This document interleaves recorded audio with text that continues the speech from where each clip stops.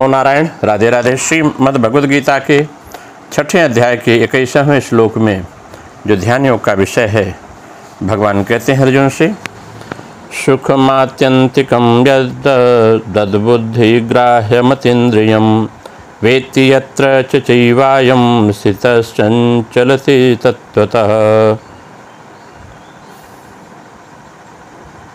आगे भगवान कहते हैं, जो सुख आत्यंतिक, अतीन्द्रिय और बुद्धिग्राह्य है, उस सुख का जिस अवस्था में अनुभव करता है और जिस सुख में स्थित हुआ वह ध्यान योगी तत्व से फिर कभी विचलित नहीं होता। सुख मात्यंतिकम यतो, ध्यान योगी अपने द्वारा अपने आप में जिस सुख का अनुभव करता है, प्रकृति संसार में उस सुख से बढ़कर दूसरा कोई सुख हो ही नहीं सकता और होना संभव भी नहीं है। कारण यह है कि यह सुख तीनों गुणों से अतीत और स्वतः सिद्ध है। यह संपूर्ण सुखों की आखिरी हद है। साकाष्ठा सा परागति। इसी सुख को अच्छे सुख, अत्यंत सुख और एकांतिक सुख कहा गया है। इस सुख को यहाँ अत्यंतिक सुख कहने का अर्थ यह है कि यह सुख सात्विक सुख से विलक्षण है। कारण कि सात्विक सुख तो परमात्मा विषय की बुद्धि की प्रसन्नता से उत्पन्न होता है, परंतु यह अत्यंतिक सुख उत्पन्न नहीं होता, बल्कि यह स्वतः सिद्ध अनुत्पन्न सुख है। अतीन्द्रियम शब्द का जो प्रयोग इस श्लोक में है, उसका भाव यह है, इस सुख को इंद्रियों से अतीत बताने का अर्थ यह है, यह सुख राजस सुख से विलक्षण है। राजस सुख में सांसारिक वस्तु, व्यक्ति, पदार्थ, परिस्थिति आदि से के संबंध से पैदा होता है और इंद्रियों द्वारा भोगा जाता है। वस्तु, व्यक्ति आदि का प्राप्त होना हमारे हाथ की बात नहीं है और प्राप्त होने पर उस सुख का भोग उस विषय वस्तु के ही अधीन होता है। अतः राजस सुख में पराधीनता है, परंतु आत्यंतिक सुख में पराधीनता नहीं है।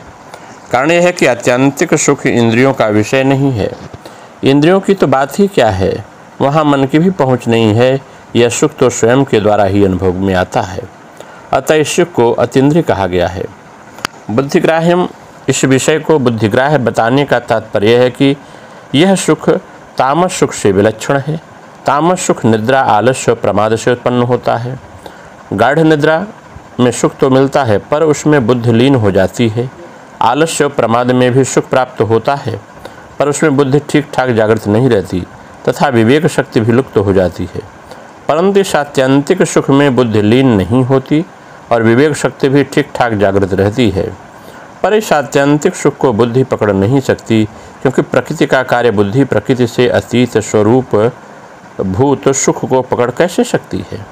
यहाँ सुख को आत्यंतिक, अतीन्द्रिय और बुद्धिग्राह्य बताने का अर्थ यह है कि यह सुख सात्विक, राजस और तामस सुख से विलक्षण है, यानी गुणातीत स्वरूप भूत है। यह तीनों से अलग है। वेत्ति यत्र च चैवाय स्थिरश्चञ्चलति तत्त्वतः। ध्यान योगी अपने द्वारा ही अपने आप के सुख का अनुभव करता है और इस सुख में स्थित हुआ वह कभी किंचन मात्र भी विचलित नहीं होता। अर्थात इस सुख की अखंडता स्थिर निरंतर स्वतः बनी रहती है।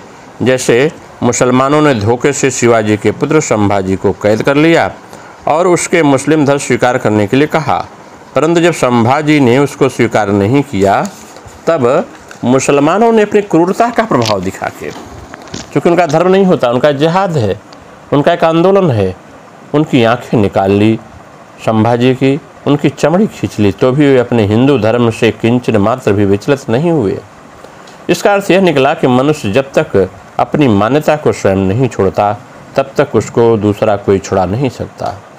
जब अपनी मान्यता को भी कोई छुड़ा नहीं सकता, तो फिर जिसको वास्तविक सुख प्राप्त हो गया है, उस सुख को कोई कैसे छुड़ा सकता है, और वह स्वयं भी उस सुख से कैसे विचलित हो सकता है?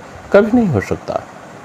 मनुष्य उस वास्तविक सुख से, ज्ञान से, आनंद से कभी चलायमान नहीं होता।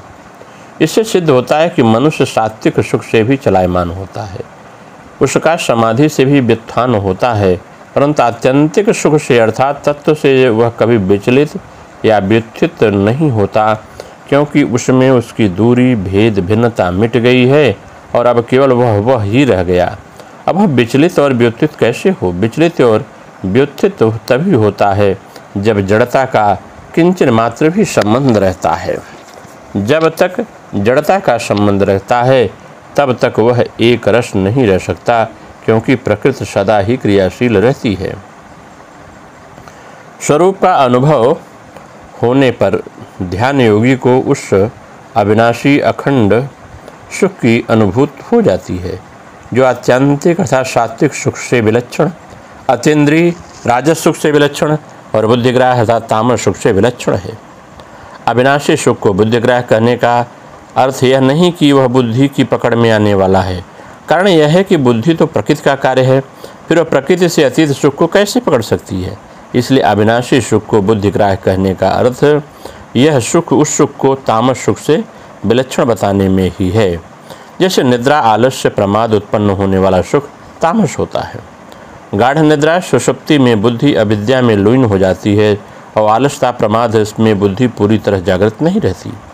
परंतु स्वतः सिद्ध अविनाशी सुख में बुद्धि अविद्या में लीन नहीं होती, बल्कि पूरी तरह जागती रहती है, ज्ञान दीपिते। अतः बुद्धि की जागृति की दृष्टि से ही उसको बुद्धिग्राह्य कहा गया है। वास्तव में बुद्धि वहाँ तक पहुँचती ही नहीं। जैसे दर्पण में सूर्य नहीं आता बल्कि सूर्य का बिंब आता है, ऐसे ही बुद्धि में वह अविनाशी सुख नहीं आता बल्कि उस सुख का बिंब आभास होता है। इसलिए भी उसको बुद्धिग्राह्य कहा गया है। इसका अर्थ यह हुआ कि स्वयं का अखंड सुख सात्विक राजस तामस सुखों से भी अत्यंत विलक्षण और गुणातीत है। उसको बुद्धिग्राह्य कहने पर भी वास्तव में वह बुद्धि से सर्वथा अलग है, अतीत है। बुद्धियुक्त सुख यानी प्रकृति से मिला हुआ जो सुख है चेतन की ही बुद्धिग्राह्य है, शुद्ध चेतन नहीं। वास्तव में स्वयं प्रकृति से मिल सकता ही नहीं, पर वह सुख अपने को मिला हुआ मान लेता है। यह जो परमात्मा सुख है स्वयं से मिला है, प्रकृति में नहीं मिलता।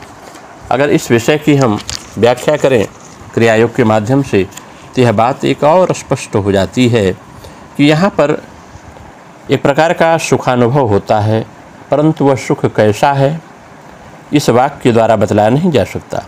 इंद्रियों के द्वार पर जो सुखानुभव होता है उसको हम जानते हैं, परंतु यह सुख इंद्रियों के द्वारा नहीं अनुभव किया जा सकता, क्योंकि अनुभव करने वाली इंद्रियां वहाँ नहीं रहती। प्राण प्रवाह उस समय स्थिर हो जाता है।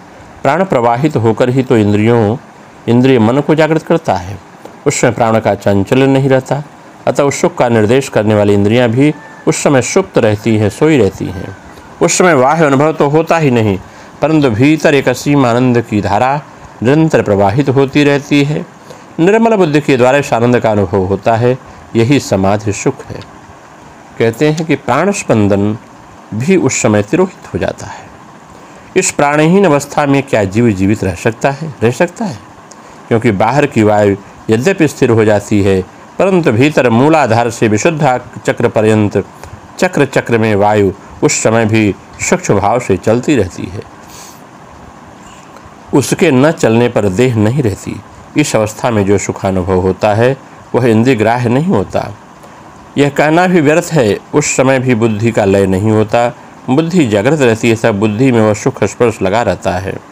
उस अनुभव काल में भी बुद्धि इसे प्रकट नहीं कर सकती, क्योंकि प्रकट करने वाली इंद्रियां उस समय सोई रहती हैं, सुप्त रहती हैं। जब वह अवस्था छूट जाती है तब की क्रिया की परावस्था में सुख अनुभव होता रहता है, और वह इंद्रिय भोग्य वस्तुओं से उत्पन्न सुख के समान नहीं होता। वह कैसा होता है इसको भाषा में हम व्यक्त नहीं कर सकते। तथापि वह परमानंद स्वरूप होता है। उस सुख का अंत नहीं होता। इस प्रकार धारणा प्रवाह चलता है। क्षण मात्र भी इस सुख का स्पर्श होने पर बहुत दिनों तक स्मृति में रहता है। ऐसा जान पड़ता है कि मानो जगत के समस्त पदार्थ उस आनंद अणु के द्वारा पूर्ण हुए हैं। यही योग शास्त्रोक्त संप्रज्ञात समाधि के तृतीय और चतुर्थ स्तर हैं। इसके आगे असंप्रज्ञात समाधि की चर्चा होगी, जिसकी चर्चा हम आपको आगे करेंगे। नमो नारायण। राधे राधे। आप सबका मंगल हो।